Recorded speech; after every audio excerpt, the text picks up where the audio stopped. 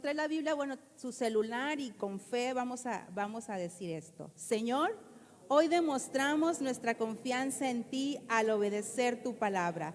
El deseo de nuestro corazón es glorificar tu nombre con nuestra obediencia y vida.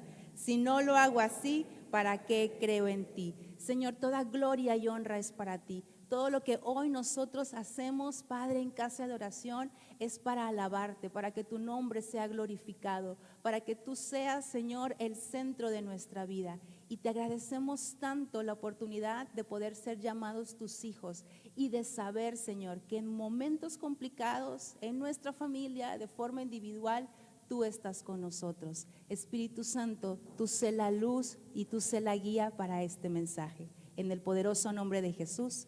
Amén.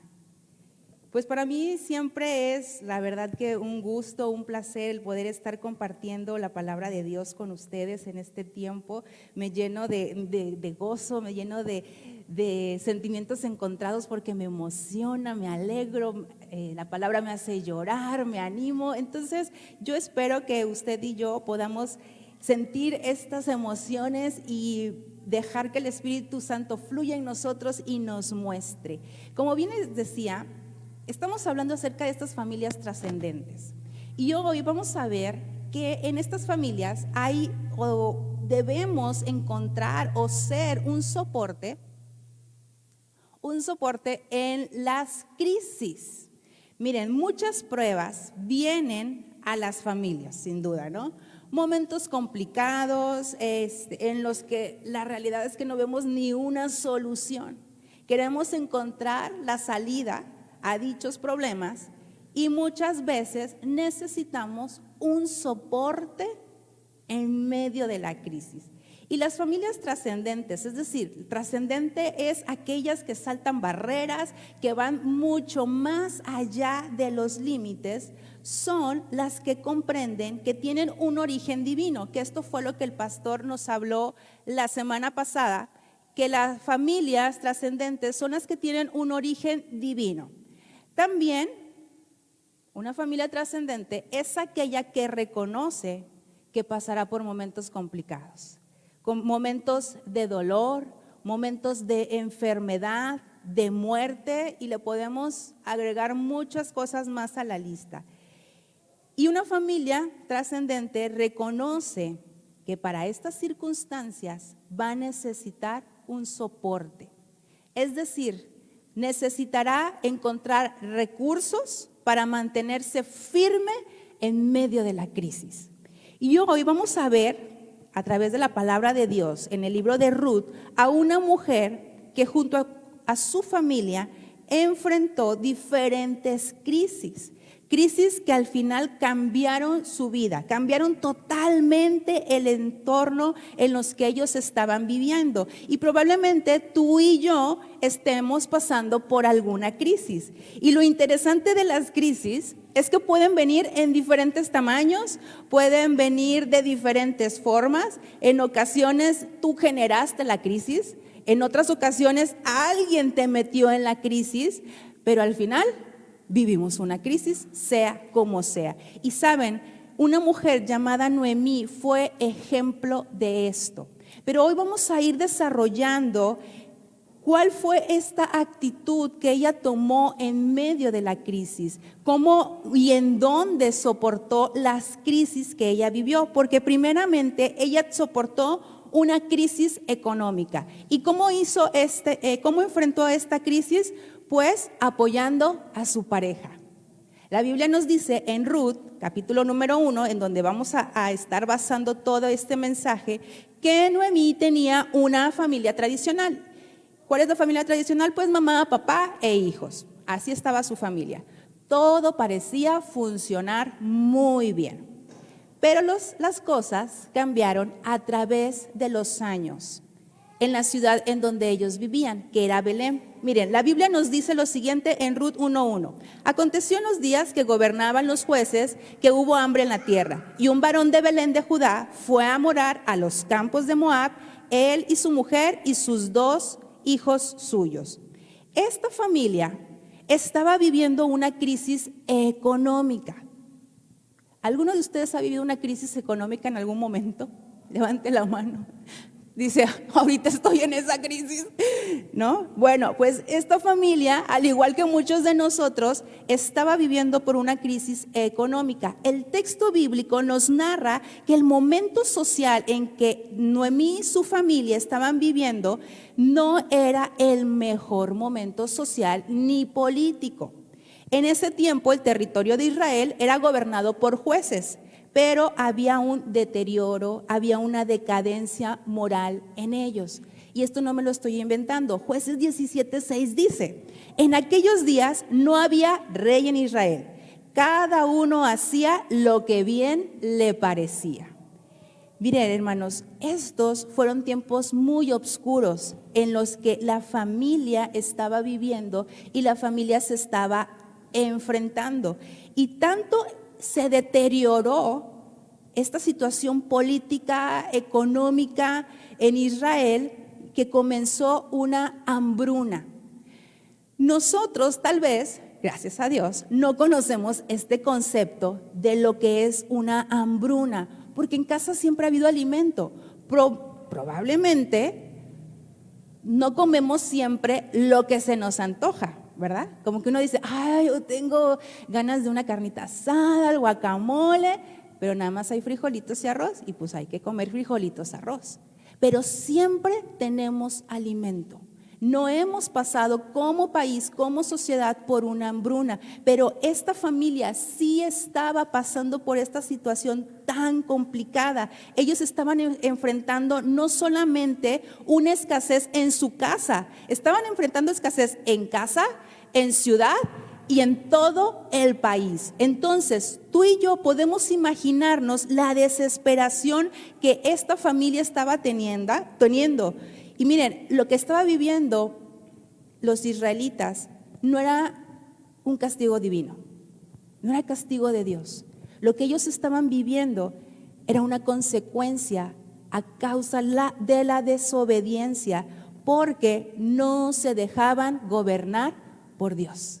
¿Qué es lo que nos dice Jueces 17? Cada quien hacía lo que quería. ¿Por qué? Porque ellos no se dejaron gobernar por Dios y las consecuencias vinieron a través de los años. Y en la actualidad nosotros también llegamos a vivir cosas muy similares en cuanto a un deterioro en nuestra sociedad, ¿no? Un deterioro en forma moral, en forma social y forma financiera. Y esto lo estamos viendo el día de hoy en nuestro país y en todo el mundo. Y en ocasiones esto afecta tanto a las familias que muchas veces el esposo tiene que emigrar hacia otro país para poder enviar el sustento. O en ocasiones se va la pareja, o en ocasiones se va el esposo, un hijo, y siguen y tratan de trabajar para poder solventar los gastos y estas crisis económicas que hay en la familia. Ahora, Elimelec, que era el esposo de Noemí, tuvo que tomar una decisión muy complicada.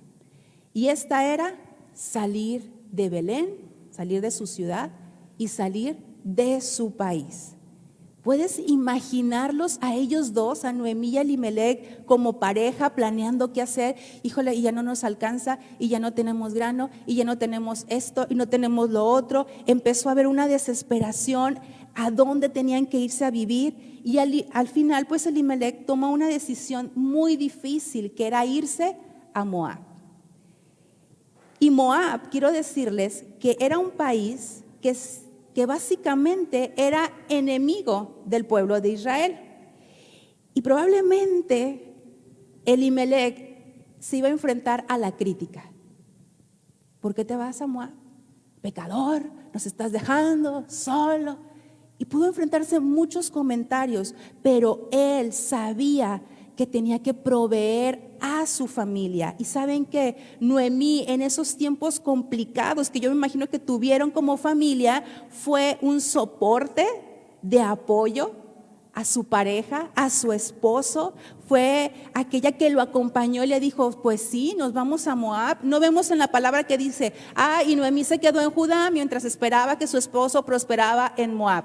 No, nos dice que ellos se fueron como familia. Y yo quiero hacerte una pregunta. ¿Cuál es la actitud que nosotros tomamos ante las crisis económicas en nuestra familia? ¿Cómo reaccionamos tú y yo ante estas crisis? La verdad es que la tendencia inmediata es criticar, echar culpas, discutir, pero es que tú gastaste, pero es que no me preguntaste, pero todo nos salió mal, y empezamos a discutir. Y esa es una tendencia que viene cuando estamos en ese estrés, en una crisis económica. Quiero decirles que Noemí decidió trascender junto a su familia.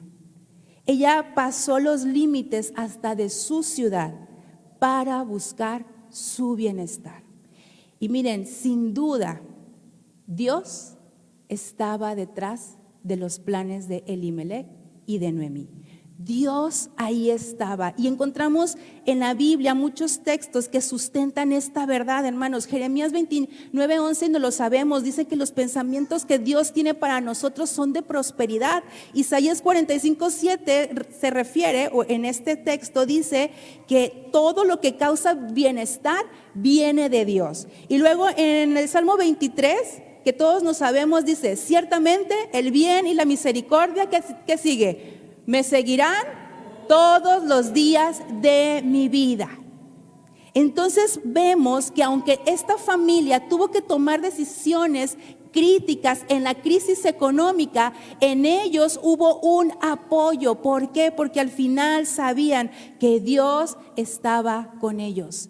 Y Dios está en todo, hermanos. Esos planes que tú tienes, Dios ahí está en medio de ellos. Aunque veas que hay una crisis, aunque estés desesperado, aunque de repente entres en conflicto con tu pareja o con tus hijos, Dios está ahí y Él es el que va a causar un bienestar. Y en eso debemos de centrar nuestro soporte en medio de estas crisis económicas. Y son bien difíciles, hermanos. Yo sé, son bien difíciles, pero que nosotros, que somos miembros de la familia que Dios nos permite ser, seamos un soporte y no un obstáculo. Y no el que, ya viste, y el que esté señalando. Seamos un soporte como lo hizo Noemí. Y también Noemí pasó por unas circunstancias no solamente económicas, sino que ella fue soporte en las crisis emocionales. Pregunto, ¿cuántos hemos tenido crisis emocionales? Ni siquiera no levanten la mano, pero yo he tenido crisis emocionales, ¿no? Y estas crisis, saben, muchas veces vienen ante la pérdida. Miren lo que dice el texto en el verso 2. Llegaron pues a los campos de Moab y se quedaron ahí, y murió Elimelech, marido de Noemí, y quedó ella con sus 2 hijos, los cuales tomaron para sí mujeres moabitas.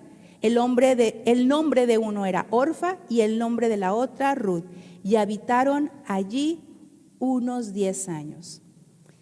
Yo creo que de las cosas más difíciles que como seres humanos enfrentamos son esas crisis emocionales, porque son de las que menos hablamos, son las que guardamos, que ni siquiera en nuestra propia familia nos sentimos cómodos o nos sentimos con la confianza de poder expresarlas, y las escondemos. Y es que estas crisis emocionales, la realidad es que nadie nos enseña a manejarla desde que somos niños. El lunes pasado, en el programa de Hablemos en Casa, que por cierto todos los lunes, 10 de la mañana, conéctese vía Facebook, hablamos de las crisis existenciales. Y una de las cosas que nosotros mencionábamos es que es este punto, que desde niños no nos enseñan nuestros papás en las crisis. El niño se cae, se pega bien fuerte, ¿y qué le decimos? No pasó nada, no llores, no llores. Oye, trae el chichón acá, el niño quiere llorar, y uno, no llores. Ok, no lloro. Te pasa un problema y viene como el retroceso, no lloro. No las hablo. Entonces, desafortunadamente, no nos enseñan a expresar nuestras emociones. Las emociones al final nos ayudan a comprender qué es lo que pasa en nuestro interior, y debemos aprender a manejarlas. No solamente decir, ok, yo estoy pasando por esto. No, tengo que aprender a manejarlas. Cuando perdemos a una persona amada, como le sucedió a Noemí con su esposo Elimelec, sin duda las emociones se dispararon y crearon un caos en su interior. Y si nosotros hemos pasado por algún momento así, estas situaciones pues nos llevan a esta crisis, entramos en una situación de cambios profundos, vivimos consecuencias que a lo mejor no nos imaginábamos que iban a estar ahí, pero en medio de esa pérdida, Noemí pudo soportar y mantenerse todavía en Moab. Aun cuando su esposo ya no estaba, ella siguió siendo la que sostenía emocionalmente a la familia, que ahora ya había cambiado porque eran sus hijos y su nuera. Hay crisis, hermanos, hermanas, que cambian el tipo de familia que somos. Pero aunque las situaciones y condiciones cambian, yo quiero recordarte que no debes olvidar que Dios quiere que trasciendas. No se trata de la circunstancia, sino de la fe que tengas puesta en Dios. No es la circunstancia, es saber que Dios está contigo, es saber que Dios quiere que tú tengas tus emociones muy presentes para que tú las puedas trabajar. Aunque ya no estés con tu pareja o que ya no estén tus hijos contigo o probablemente tú ya no enfrentas la vida junto con tus padres, yo quiero decirte que Dios quiere que trasciendas y Él nunca te va a dejar solo. El Salmo 27:10 dice, aunque mi padre y mi madre me abandonen, el Señor me mantendrá cerca. Nunca estamos solos en esas crisis, en ese dolor, ante las pérdidas que podamos tener de diferentes maneras. Dice, aunque pueda sentirme que me abandona mi padre y mi madre, el Señor me mantendrá cerca. Dios sabe tratar tus pérdidas. No importa en el lugar en el que estés. Tal vez hoy estás en tu Moab, estás alejado de tu familia, estás pasando por estas crisis, alguien muy querido se fue para ti, la crisis está a todo lo que da, pero recuerda que la presencia de Dios no se ha ido. Él te acompaña a donde tú vayas. ¿Por qué? Porque tenemos una gran promesa que es el Espíritu Santo, y el Espíritu Santo es la presencia misma del Todopoderoso en nosotros. Y Él nos ayuda a salir adelante. Y estas crisis emocionales también pueden venir ante la soledad. Pasó el tiempo, aquí nos dice el texto, la vida había cambiado en la vida de Noemí. Los roles de la familia probablemente también cambiaron. Ahora ella y sus nueras eran sostenidas por el trabajo de Mahlón y Kelión, que eran sus hijos.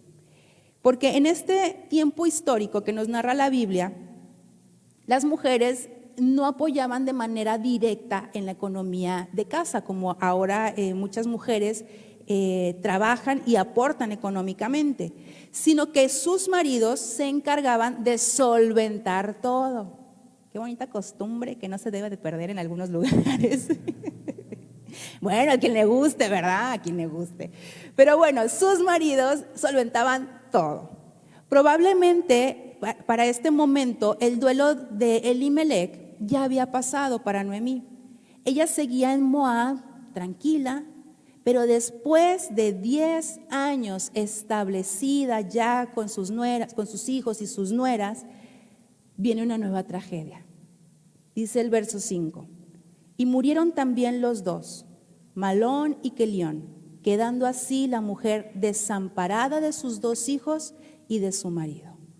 Una nueva crisis viene a la vida de Noemí. Sus hijos mueren y con ellos, desafortunadamente, la forma de sustentarse.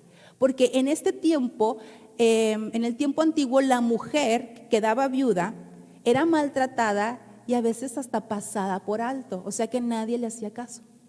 Y entonces ella se va a enfrentar con esta situación, pero ¿qué creen? No era una viuda, eran 3 viudas, eran 3 mujeres que habían perdido a sus maridos. Entonces, ¿qué le iba a pasar a Noemí cómo iba ella a reaccionar ante todo esto. Y miren, ahí en la Biblia es muy enfático el texto porque dice que quedó desamparada. Es decir, quedó sola totalmente. ¿Te has sentido en algún momento solo o sola? Puedes estar con gente, con tu familia, pero hay momentos en que te has sentido solo o sola. Cuando yo estaba preparando este texto y me hice la pregunta, se me vino a la mente una situación que viví hace muchos años cuando yo estudiaba en el seminario.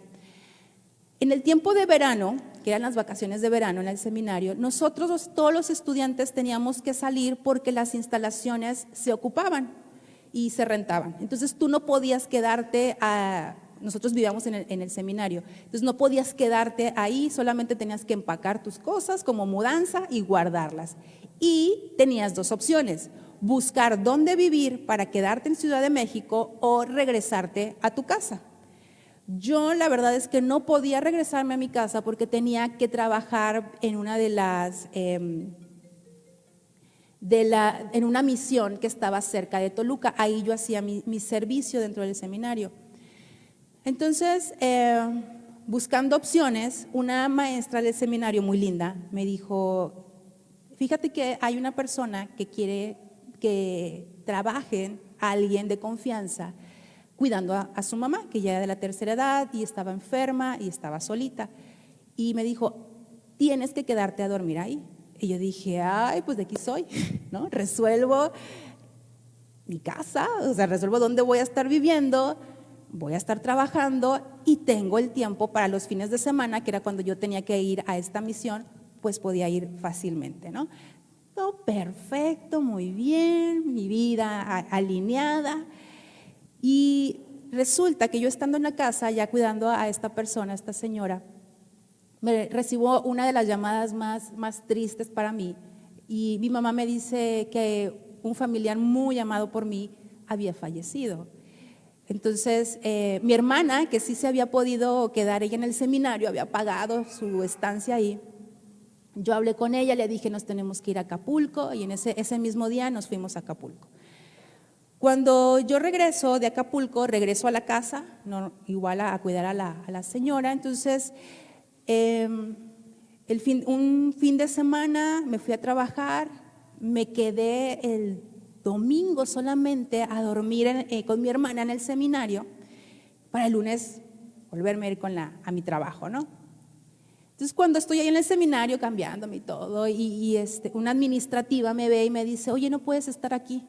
Yo: sí, nada más me quedé a dormir solo por hoy. No, es que no puedes quedarte aquí, por favor no lo vuelvas a hacer. Y yo: está bien, ya me corrieron. Bueno, yo me dije: no hay problema, yo me voy. Era un lunes, entonces llego a la casa donde cuidaba la persona, donde trabajaba, y la señora apenas si me abre y me dice: ¿qué haces aquí? Y yo: pues vengo a trabajar, a cuidarla. No quiero que te quedes aquí. Ya vete, no necesito que estés aquí. Y yo: no, pero mire que sus hijas, que no quiero que estés aquí. Y me dio el portazo literal. En ese momento me fui toda en shock. Y era una colonia cerrada. Ya voy a un teléfono público de tarjeta, cuando había tarjeta. Y le hablo a un amigo y le cuento mi situación, pero yo en shock. Y me dice: ay, amiga, pues qué mala onda, pues voy a orar por ti. Ok, gracias. Y entonces yo me senté en la banqueta y yo dije: ¿qué voy a hacer? No puedo quedarme en el seminario, me quedé sin este trabajo, me quedé sin casa, solamente tengo mi mochila con poca ropa que traía. El dinero que traigo no me alcanza para tomarme un autobús. Y en ese momento, de verdad, hermanos, se detuvo todo lo que estaba alrededor de mí. Y yo dije: ¿qué voy a hacer? Y entonces salgo de la colonia sin rumbo, porque ¿a dónde iba? Y dije: pues me voy a subir al metro. Y agarré el metro que me quedaba cerca, subí al vagón, me senté en el piso y empecé a llorar y llorar y llorar y llorar.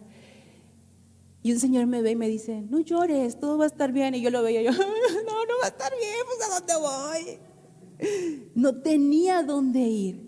Y yo me sentí completamente sola. Me sentí abandonada. Gracias a Dios, pues tenía amigas, estaba mi hermana, ¿no? O sea, ya uno empieza a decir, bueno, tengo estos recursos. Pero ese momento yo no lo olvido, cómo me sentí totalmente sola. Y en ocasiones, hermanos, sentiremos que el mundo se detiene y quizás pensarás o pensaremos que Dios nos ha desamparado. Noemí no estaba sola, ella tenía 2 mujeres a su lado dispuestas a quedarse a su lado. Pero ¿sabes qué? En medio de las crisis vas a poder sentir muchas cosas. Las emociones juegan un papel central en nuestra vida porque ellas nos ayudan, nos informan, nos movilizan. Cuando estás con una emoción de miedo, pues haces algo, ¿no? Te movilizan. Nos permiten entrar en esa acción, nos permiten en ocasiones a actuar de forma más precisa. Y es importante aprender a escuchar nuestras emociones, a tomarlas en cuenta y sobre todo a enfrentarlas. Cuando llegamos a este punto en que yo ya, ok, siento esto, tengo que hacer esto, lo voy a enfrentar. Cuando llegamos a ese punto somos capaces de ser emocionalmente inteligentes para establecer un contacto saludable con las personas y con el entorno que nos rodea. Y sabes, Dios permite que eso suceda para que podamos romper con situaciones que muchas veces tenemos en nuestra vida y que no son sanas. Y sobre todo, Dios nos ayuda a avanzar. No podemos dejar afuera de la puerta, ¿no? Como a mí me dejaron, a Dios, porque Él quiere estar en esos procesos de sanidad. La familia tiene que acudir a Jesucristo porque Él es el experto en estas situaciones. Y mira, el profeta Isaías años atrás lo había mencionado y luego Jesús lo confirma cuando estuvo en una sinagoga enseñando, y esto lo tenemos en Lucas 4. Dice, el Espíritu del Señor está sobre mí por cuanto me ha ungido para dar buenas nuevas a los pobres. Me ha enviado a sanar a los quebrantados de corazón. Jesús es la solución en tu crisis. Si tu corazón está quebrantado, si tu corazón está dolido, si hay soledad, Jesús es el sanador. Y este es uno de los propósitos con los cuales el Señor Jesucristo vino a la tierra, porque dice, me han enviado. ¿Quién? El Padre envió a Jesús. ¿Para qué? Para sanar a aquellos que estamos quebrantados, que nos sentimos mal, que tenemos crisis emocionales, que nos sentimos solos, que nos sentimos abandonados. Él es nuestro sanador. Y no importa lo que la gente te haga creer, no importa lo que la gente piense de ti, Jesús es tu sanador. Y quizá alguien hoy no está a tu lado. Quizá alguien hoy se ha ido de tu vida. Quizá hoy no estás junto con tu familia. Pero quiero recordarte lo que dice el Salmo 27:10. Con todo, Jehová me recogerá. Cada que estudiaba el sermón y llegaba a este punto, me conmovía y me conmuevo. Porque el Señor nos dice, con todo lo que tú traigas hoy, con todas las crisis que puedas estar viviendo, con todo lo que uno es, con todos sus errores, Jehová me recogerá. Hay soporte también, hermanos, en las crisis de fe, no solamente económicas, no solamente emocionales, sino también hay crisis de fe. Y estas pueden venir a causa de la desesperación. Miren el verso 6. Estando en Moab, Noemí se enteró de que el Señor había bendecido a su pueblo en Judá al volver a darle buenas cosechas. Entonces Noemí y sus nueras se prepararon para salir de Moab y regresar a su tierra natal. Acompañada por sus 2 nueras, partió del lugar donde vivía y tomó el camino que las llevaría de regreso a Judá. Sin embargo, ya puestas en camino, Noemí les dijo a sus 2 nueras, vuelvan cada una a la casa de su madre y que el Señor las recompense por la bondad que mostraron a sus esposos y a mí.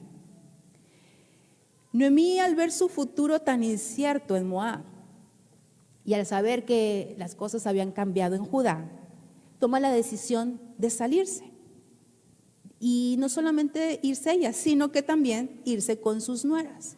Pero en un momento en el que va en el camino, Noemí se arrepiente. Y Noemí no quería que al final sus dos nueras, que eran Orfa y Ruth, la acompañaran. Sin duda, ella pues estaba liberando a estas dos mujeres para que pudieran rehacer sus vidas, pero ella al final se encontraba en una situación de fe bien complicada. Porque el verso 13 dice, palabras de Noemí: la situación es mucho más amarga para mí que para ustedes, porque el Señor mismo ha levantado su puño contra mí. ¡Wow! Estas palabras son muy fuertes. Noemí había perdido toda esperanza en su Dios. Había perdido la esperanza de que Dios estuviera con ella, porque dice, ha levantado su puño. La desesperación, hermanos, es algo muy peligroso para las familias. Nos llega a nublar la realidad. La desesperación nos llega a nublar también nuestra fe. Nos olvidamos de tener paciencia, nos olvidamos de tener ánimo y creemos que la crisis es irremediable. Y muchas veces nos llenamos de cólera por lo que en ocasiones un miembro de la familia pudo haberte hecho, o por la desesperación, o por, ¿cómo fue la palabra? Desesperación y todo lo demás que venga. Frustraciones, ¿no? Y vemos al cielo y decimos, Señor, ¿por qué? ¿Por qué permites que esta situación venga a mi vida? Dios, has levantado el puño. Pero ¿realmente esto es cierto? ¿Realmente creemos que Dios, como lo decía Noemí, está levantando el puño? ¿Realmente Dios nos ha abandonado? La respuesta es no, pero la desesperación nos hace creer en esto. Y quiero decirte que una de las armas que Satanás está usando para desenfocar a los hijos de Dios y al mundo es la desesperación. ¿Cuántas personas hoy en día se desesperaron y tomaron una mala decisión de la cual pues no se han podido recuperar? Por desesperación muchas personas cayeron en negocios sucios, otras cayeron en robos, en injusticias, otras mintieron para salir de una situación de presión, otras están viviendo un infierno en su matrimonio. Y si nos ponemos a analizar todas estas cosas, la desesperación nos empuja a desobedecer a Dios, o nos empuja a creer cosas que el Señor no quiere para nosotros. Satanás usa la desesperación con el único fin de llevarnos a tomar decisiones equivocadas. Cuando estamos desesperados, hermanos, estamos vulnerables y abiertos a escuchar la voz de Satanás. Lo voy a repetir. Cuando estamos desesperados, estamos vulnerables y abiertos a escuchar la voz de Satanás. Pero una familia que trasciende es la que escucha la voz de Dios en medio de la desesperación. Recuerden lo que dice el Salmo 42:5. ¿Por qué te abates, oh alma mía, y te turbas dentro de mí? Espera en Dios, porque aún he de alabarle, salvación mía y Dios mío. Si la crisis de fe te está llevando a la desesperación, yo te invito a que digas como el salmista: ¿por qué te abates, Brenda? Espera en Dios, porque aún he de alabarle, salvación mía y Dios mío. Y por último, en estas crisis de fe vienen también a causa de la amargura. Dice que el capítulo dice que al entrar Noemí en Belén fue reconocida inmediatamente por sus compatriotas. 10 años, como ya les había dicho, habían demorado su ausencia. De pronto, un círculo de mujeres femeninas, de voces femeninas, había observado a Noemí cuando ella entraba, y ahora pues entraba sola, sin ningún miembro de su familia, pero con una mujer moabita. Toda la ciudad se conmovió a ellas verlas llegar, porque como les digo, llegaron solas, sin la compañía de un hombre, y sobre todo que venía con una mujer moabita, que era mal visto. Además, los años y los sufrimientos habían hecho pues ya mella en el físico de Noemí, tanto que las mujeres se decían: ¿es esta Noemí? Se preguntaban, ¿es esta Noemí? ¿Y saben cuál es la interpretación que en nuestro tiempo le podemos decir? ¡Ah, pobre Noemí, mira qué viejita se ve, híjole! Despeinada, envejecida, sin marido, sin hijos, y luego con una mujer moabita. ¿Esta es Noemí? Por la narración, hermanos, que nos dice aquí la Biblia, se deduce que las betlemitas, o sea, las mujeres de Belén, acosaron a Noemí con preguntas sobre las incidencias de su vida en Moab. ¿Y cómo te fue? ¿Y cómo se murió tu marido? ¿Y por qué? Y tanto afectó en Noemí que ella les dice: no me llames Noemí. Y quiero decirles que su nombre, el nombre de Noemí, quiere decir dulzura. Entonces le dice: no me llames Noemí, sino llamadme Mara, porque en grande amargura me ha puesto el Todopoderoso. Yo me fui llena, pero Jehová me ha vuelto con las manos vacías. ¿Por qué me llamarás Noemí? Ya que Jehová me ha dado testimonio contra mí, y el Todopoderoso me ha afligido. Las crisis de fe nos pueden llevar a un corazón de amargura. Nos pueden llevar a un corazón de frustración, de resentimiento ante Dios y ante también nuestra familia. Y probablemente te sientas o has estado en situaciones de injusticia y decepción dentro de tu familia y te ha causado esa amargura. Los años de crisis, como se los mencionaba, habían impactado duramente a Noemí. De ser una familia tradicional, recuerdan, el pastor nos hablaba de los tipos de familia, de ser una familia tradicional, mamá, papá e hijos, se convirtió en una familia unilateral con su nuera Ruth. Nada más eran ella y su nuera. Y le agregan que era moabita. Noemí había salido llena y regresaba ahora sin nada. Todo esto produjo en ella una idea equivocada de Dios. Pensaba que el Todopoderoso la había afligido. Y muchas veces creemos esto en nuestra vida, que Dios nos está mandando un castigo, pero no es así. ¿Sabes? Dios siempre pondrá los momentos idóneos para que regreses a Él. Y había un plan para Noemí al ir a Moab. Y había un plan para que regresara a Belén.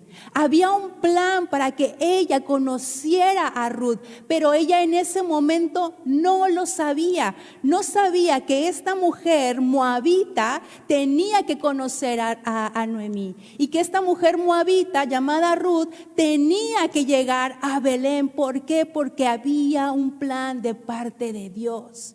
Porque Noemí no sabía que esta mujer moabita se iba a casar con un hombre llamado Boz, tendrían un hijo que se llamaba Isaí, pero esto no lo sabía Noemí. Tampoco sabía que este hijo llamado Isaí iba a tener a un hijo que se llamaría David y que sería rey de Israel, pero eso tampoco lo sabía Noemí. Y Noemí tampoco sabía que en todas estas circunstancias que ella estaba viviendo, esta mujer moabita iba a aparecer en la descendencia o en el árbol genealógico de nuestro Señor Jesucristo. ¿Por qué? Porque Dios, a pesar de nuestras crisis, tiene un plan.